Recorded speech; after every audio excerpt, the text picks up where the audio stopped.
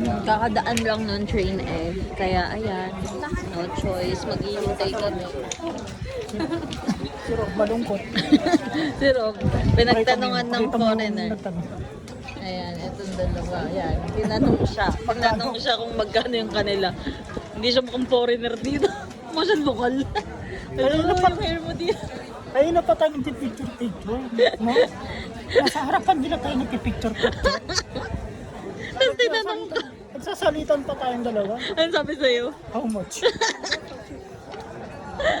Ano naman pwesto sa taas? Pero parang boring kapag sa taas ka. Mas maganda yung nararamdaman mo yung pag-shake ng ng lupa. Bawal ata masyadong gilid kasi sila pinaangat. Kami hindi naman kami pinaangat pero binawasan yung upuan. 4 kasi yung upuan kanina dito. Binawasan lang, ginawan tagpo. Best souvenir in Hanoi Train Street. Yan, ang dami nilang naglagay. Ayan na siya.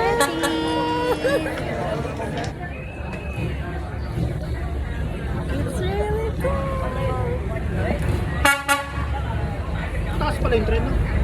Ayan na siya.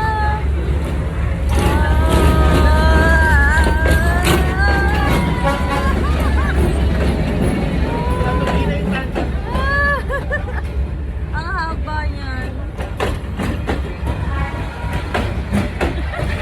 Nasa gilid lang kami. With my smooth. Hinahanap ko yung tansan namin. Mahulog na siguro. Baka nahulog.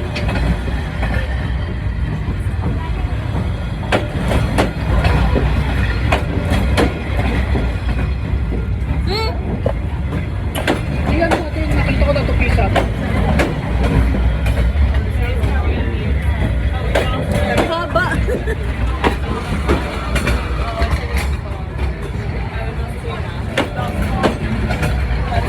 Madama ba pa? Hindi ko makita yung dulo.